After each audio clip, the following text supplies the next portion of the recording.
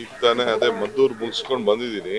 ಅಲ್ಲಿ ಅವ್ರಿಗೆ ಒಂದು ಆಸೆ, ಕುಟುಂಬದವ್ರಿಗೆಲ್ಲ ಆಸೆ, ಅವ್ರದ್ದೇ ಆದಂಥ ಒಂದು ಜಮೀನಿತ್ತು.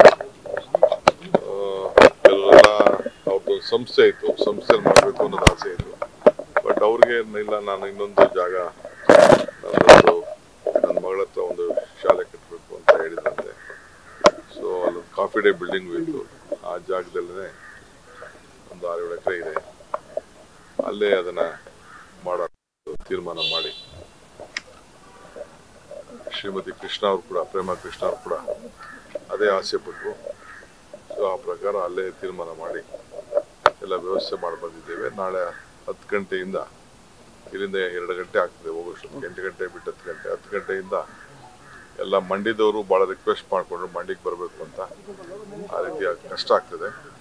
ಸೊ ಎಲ್ಲರೂ ಕೂಡ ಮದ್ದೂರವ್ರು ಇರ್ಬೋದು, ಯಾರೇ ಇರ್ಬೋದು, ಅಲ್ಲೇ ಬಂದು ಅದಕ್ಕೆ ವ್ಯವಸ್ಥೆ ಮಾಡೋಂಥ ಎಲ್ಲ ಏನೇನು ಗೈಡೆನ್ಸ್ ಕೊಡಬೇಕು ಅದೆಲ್ಲ ಕೊಟ್ಬಿಟ್ಟು ಬಂದಿದ್ದೇವೆ. ಸೊ ಎಲ್ಲರೂ ಕೂಡ ನಾಳೆ ಬೆಳಗ್ಗೆ 8 ಗಂಟೆಯಿಂದನೇ ರಾಮನಗರ, ಬಿಡದಿ, ಕೆಂಗೇರಿ, ಚನ್ನಪಟ್ಟಣ ಒಂದು 5 ನಿಮಿಷ ಅಲ್ಲಿ ನಿಲ್ಲಿಸ್ತೀವಿ. ಆ ತಾಲೂಕು ದರ್ಶನ ಮಾಡ್ಕೊಳ್ಳೋಕೆ ಒಂದು ಅವಕಾಶ ಮಾಡಿಕೊಡ್ತೀವಿ. ನಾಳೆ ರಜೆ ಅನೌನ್ಸ್ ಮಾಡಿರೋದ್ರಿಂದ ಸರ್ ಎಲ್ಲ ಶಾಸಕರು ಬರ್ತಿದ್ದಾರೆ ವಾಪಸ್? ಇಲ್ಲ, ಈಗೆಲ್ಲ ಬರ್ತಾ ಇದ್ದಾರೆ, ಎಲ್ಲ ಬರ್ತಾ ಇದ್ದಾರೆ. ಈಗ ಕುಟುಂಬದ ಪೂಜಾ ಕೈಂಕರ್ಯಗಳು ಅಲ್ಲೇ ನಡೆಯುತ್ತಾ ಅಥವಾ ಇಲ್ಲ? ಅಲ್ಲೇ ನಡೆಯುತ್ತೆ. ಸಂಜೆ ಕೆಪಿಸಿಸಿ ಕಚೇರಿನಲ್ಲೂ ಈಗ 5:15 ಗಂಟೆಗೆ ಚೀಫ್ ಮಿನಿಸ್ಟರ್ ಬರ್ತಾರೆ.